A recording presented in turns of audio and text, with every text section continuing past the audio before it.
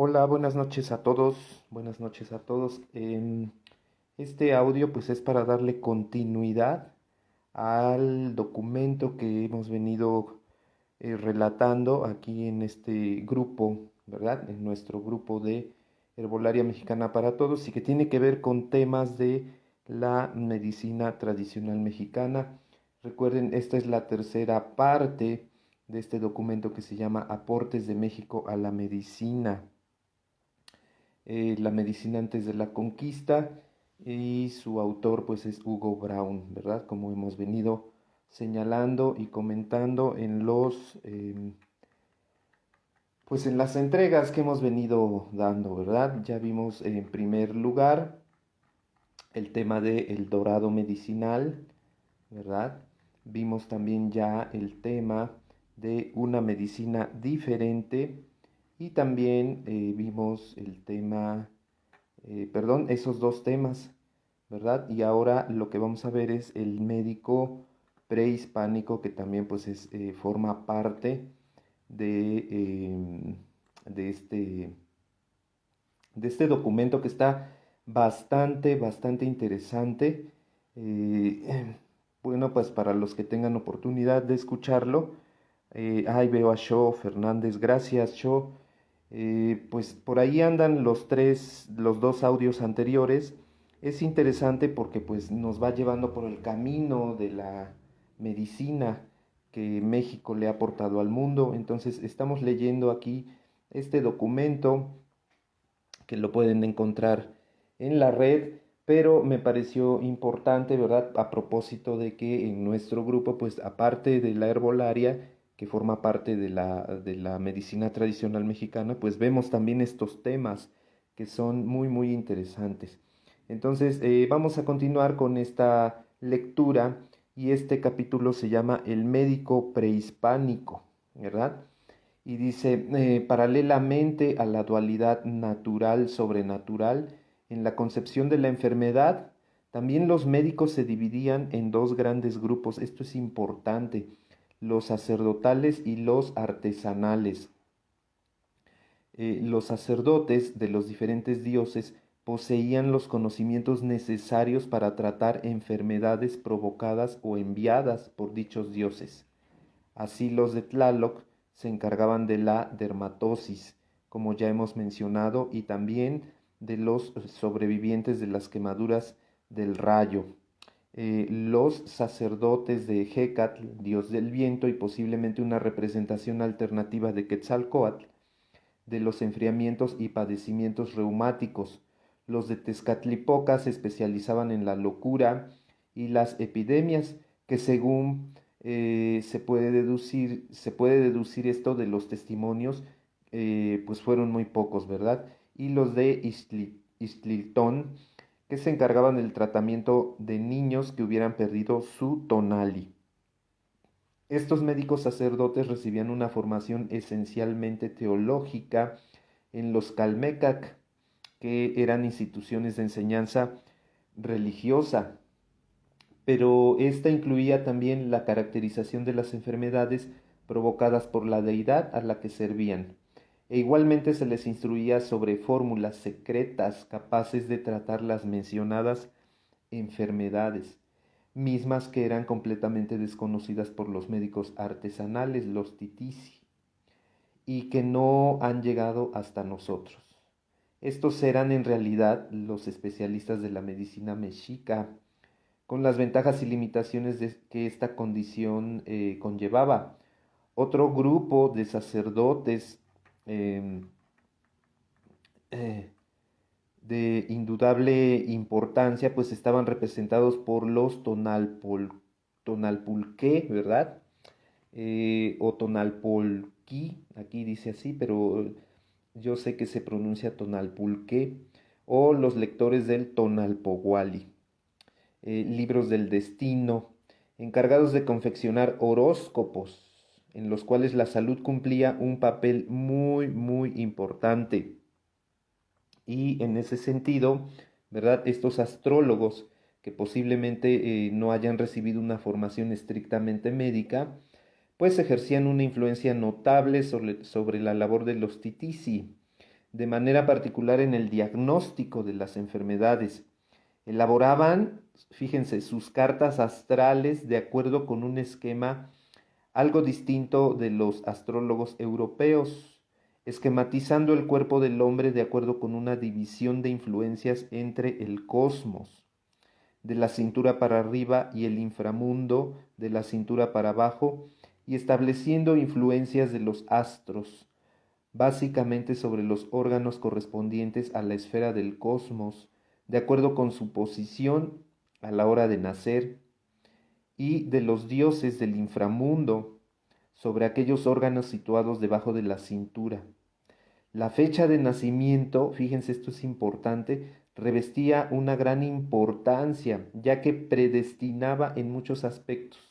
Por ejemplo, los nacidos en el día 1, lluvia, debían ejercer las artes de curar y de la hechicería. De manera similar, las probables patologías quedaban fijadas desde el momento de nacer, y esta predeterminación debía ser tomada en cuenta a la hora de formular cualquier tipo de diagnóstico. Los titisi, por su parte, eran los médicos más artesanales, más prácticos, vaya, con una gran experiencia y una tarea minuciosa de observación de la realidad. Si bien las consideraciones espirituales y sobrenaturales permeaban constantemente su trabajo, realizaban una labor altamente meritoria de observación y desarrollo de tratamientos herbolarios. El término tisitl, ¿verdad?, constituye en realidad un nombre simplificador para un personaje bastante complicado. El hechicero podía ser blanco o negro, o podía alternar ambas personalidades. Esto es muy interesante. El tiempo, la práctica y el entorno social podían inclinar a un practicante de las artes a curar hacia uno u otro tipo de práctica. Entonces aquí vemos cómo estos médicos, ¿verdad?, se podían inclinar hacia el lado blanco o el lado negro, como mencionan aquí en este documento. En las ciudades, la existencia de gremios podría ejercer una presión decisiva, fíjense, para que el tisitl se especializara en las artes blancas, curar enfermos y deshacer brujerías. Pero en poblados menores se cree que el hechicero negro gozaba de considerable predicamento. Como se podrá comprender a partir de lo ya expuesto, el diagnóstico pasaba en primera instancia por el razonamiento religioso. Y a propósito del diagnóstico, ¿verdad?, pues era altamente importante, pues como en cualquier sistema médico tradicional, pues comenzar con el diagnóstico y posteriormente pues aplicar la terapéutica eh, necesaria, ¿verdad?, para abordar pues las enfermedades.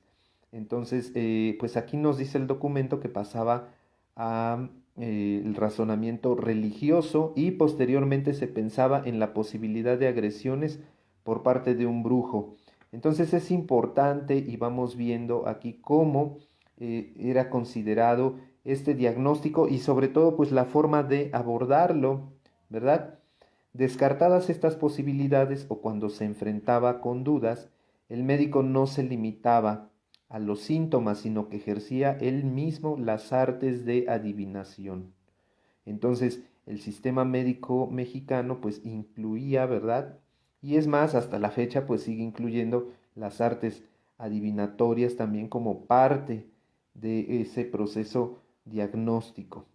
Los recursos para ello pues eran variados de manera eh, importante, pero los más frecuentes eran el lanzamiento de manojos de maíz, cosa que pues se sigue haciendo, ¿verdad? Existe la lectura de maíz sobre la superficie de agua contenida en un recipiente, el hundimiento o no de los granos, más las formas que dibujaran en la superficie o en el fondo del mencionado recipiente, orientaban el diagnóstico.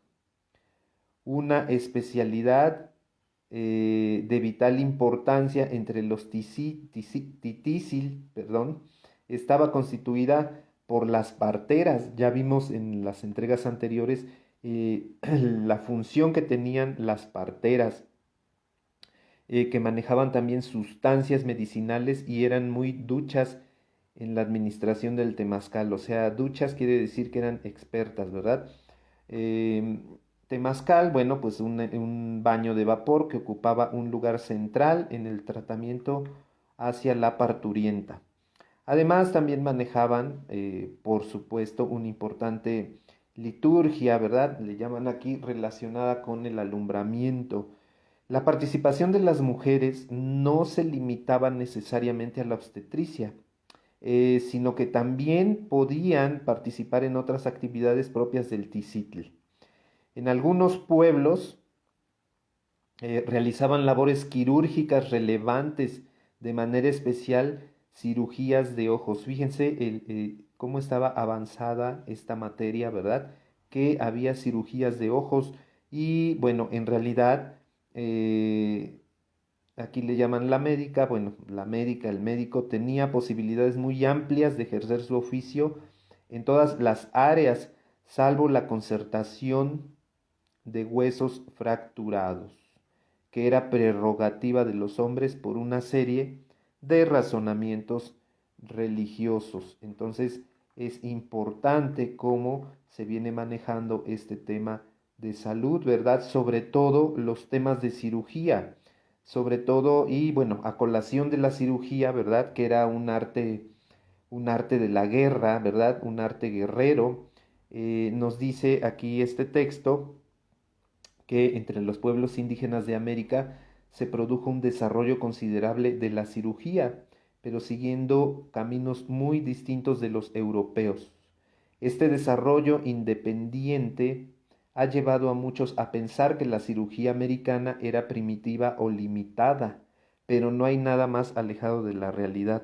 Gracias Gigi Fernández Gigi por estarnos escuchando y por el saludo. Eh, bueno, simplemente ocurre que para la medicina mexica, al igual que la de los otros pueblos americanos, no se podía concebir una cirugía de resección porque mutilar un órgano era considerado como contrario a la salud, ¿verdad? Pues lo que en la actualidad pues no es considerado de esa manera. Nos dice aquí este texto que dañar un órgano para curar un mal era inconcebible, solo cabía su reparación. Pero en estas tareas de reparación, las artes se habían desarrollado a niveles notables, como lo prueban las cirugías reconstructivas, reimplantes de narices, por ejemplo, y la colocación de clavos intramedulares para estabilizar fracturas complicadas. Entonces aquí, fíjense, ya estamos viendo cómo la cirugía pues ocupa un lugar importante en en el tema de en el tema pues de la medicina tradicional, ¿verdad? En el tema de la medicina prehispánica. Esta predilección por la cirugía reconstructiva significó que una parte importante de la labor de los cirujanos se realizara en los ejércitos y en el marco de la guerra, ¿verdad? Situación pues que no estaba, recordemos que al igual que algunos médicos griegos, ¿verdad? Que también viajaban con las legiones romanas para especializarse y estar mejorando las técnicas de cirugía y los tratamientos que ellos otorgaban a los soldados romanos, ¿verdad? Y bueno, pues aquí vemos, también estamos viendo, según el texto, ¿verdad? Que la labor de los cirujanos era realizada en los ejércitos y en el marco de la guerra, pues obviamente la guerra pues era el lugar idóneo también para aplicar las técnicas desarrolladas. Y en este sentido, la labor de los cirujanos parece haber alcanzado niveles de eficiencia muy notables, sobre todo en lo que se refiere a la inmovilización de fracturas. Vean, ya había ese manejo de las fracturas, la curación de heridas, la desinfección de zonas cruentas que se realizaba, bueno, aquí utilizaban los orines y la debridación de tejidos necróticos. Entonces vemos aquí como el médico, ¿verdad? El cirujano eliminaba o quitaba, ¿verdad? Debridaba el tejido que ya estaba necrosado. Se ha especulado mucho sobre la aparente limitación del instrumental quirúrgico de los médicos prehispánicos debido a su desconocimiento del acero. Sin embargo, esto no parece haber sido especialmente importante, pues ya que los cuchillos de obsidiana, ¿verdad?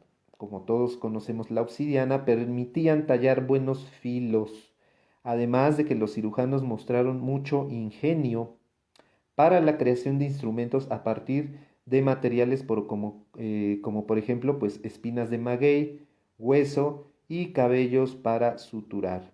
Experiencias realizadas recientemente en Perú, por otra parte, han demostrado que se pueden practicar diversas cirugías utilizando exclusivamente instrumental incaico, ¿verdad? Bueno, aquí el autor hace ese paréntesis, ese comentario.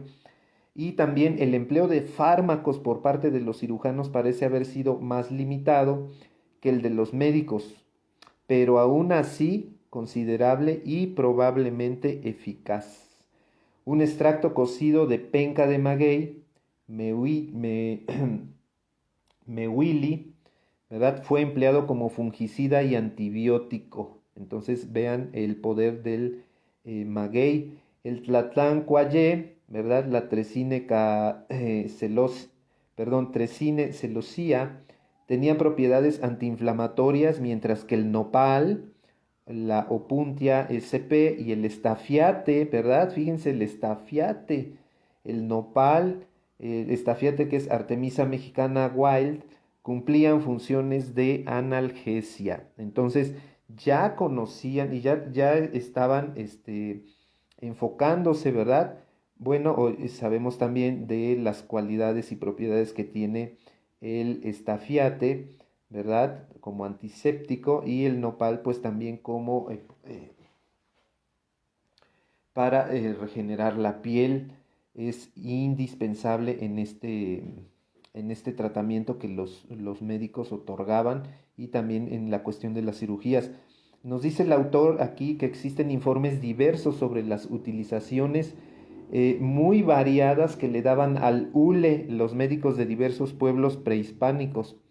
En la cirugía se empleaba la savia del hule para hacer emplastos sobre las heridas en procesos de cicatrización, con el objeto de lograr que la cicatriz fuera lo menos pronunciada posible y por lo tanto pues más estética. Entonces ya había ese concepto también de la estética. Y queda resolver el enigma farmacológico central. ¿Qué producto o productos utilizaron los cirujanos del Nuevo Mundo para inducir anestesia? Porque la naturaleza de las intervenciones practicadas fue tal que el control del dolor debe haber sido una exigencia fundamental. Entonces, aquí el autor hace este cuestionamiento y nos pregunta, ¿verdad? ¿Qué utilizaron los cirujanos para inducir la anestesia? Entonces, porque pues obviamente tales procesos quirúrgicos pues exigían, ¿verdad? La cuestión del dolor que fuera mitigada. En algunos casos de fracturas complicadas, según relaciones de Fray Bernardino de Sagún, los cirujanos mexicas abrían quirúrgicamente el miembro afectado y colocaban el equivalente de un clavo intramedular. El clavo, entre comillas, ¿verdad? Era en este caso una varilla de palo de teas que tuviera mucha resina. Los resultados de este tipo de intervenciones pues no son conocidos, nos comenta el autor, como tampoco lo son los desenlaces de algunos intentos de reimplante de narices, ¿verdad? Seccionadas en hechos de guerra. Estas cirugías de tipo estético, ¿verdad? Para la época eran consideradas de gran importancia y de gran relevancia porque el corte de nariz era, en algunos pueblos, el castigo a una falta moral, por lo que su víctima quedaba pues estigmatizada, aunque pues hubiera perdido la nariz. Aquí dice las narices, ¿verdad? Pero bueno, es la nariz. en la guerra. Entonces, probablemente, y suponiendo sin conceder, pues con el conocimiento de las plantas, ¿verdad?, que evitaban infecciones. Ya citamos aquí algunas como el estafiate, ¿verdad?, el nopal, y otras, pues pudiera remitirse en buena medida el efecto antiinfeccioso, ¿verdad? Sobre todo en el reimplante de narices. Pero bueno, el autor dice que pues no hay evidencia de que estas cirugías pudieran ser eh, pues eh, exitosas, ¿verdad? Exitosas. Y también, ya por último, nos dice que las cirugías oftalmológicas como extirpación de pterigión, ¿verdad? Y leucomas parecen haber sido también comunes. Entonces, como ya vimos en la lectura, pues las mujeres, ¿verdad? Dice las médicas, eh, pues tenían también o podían desarrollar esa labor, salvo la restauración de huesos que estaba nada más enfocada para los hombres por cuestiones religiosas, ¿verdad? Como cita este autor. Elenma Rodríguez, gracias. Fernández Gigi, gracias. Sandy Ragazo, saludos. Mari Rosales, gracias por estar escuchando este audio. Y saludos también. Bueno, con esto terminamos este capítulo de esta lectura, ¿verdad? Que está muy, muy interesante esta lectura porque pues nos va transportando hacia cómo era la medicina en los tiempos prehispánicos. Entonces, para los que no han escuchado, hay dos audios anteriores a este. Ahí váyanse a la sección de archivos en videos y ahí van a encontrar los dos audios anteriores porque esta es una serie de capítulos que vamos desglosando eh, de este libro, más bien de este documento maravilloso de aportes de México a la medicina, ¿verdad? Entonces, bueno, nos quedamos en el tercer capítulo, ¿verdad? Que llevó por nombre la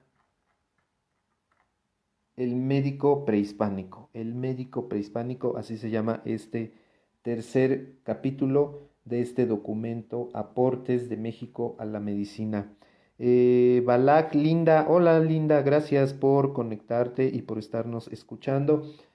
Bueno, pues ya estamos terminando, pero en esta semana vamos a entregar el siguiente capítulo para que pues no se pierda la continuidad de este documento que está muy, muy interesante. El siguiente capítulo sería pues la salud pública, ¿verdad? Cómo se manejaba, cuál era el manejo de la salud pública en la época prehispánica. Y bueno, pues les agradezco muchísimo que se hayan conectado y que se hayan dado un tiempo para pues escucharnos y estar al pendiente de lo que vamos haciendo aquí en este grupo que pues funciona gracias a ustedes, a todos ustedes que nos están apoyando. Les agradezco muchísimo su atención y nos vemos en esta semana con el siguiente capítulo de este documento. Que descansen y les mando un abrazo. Muchas gracias.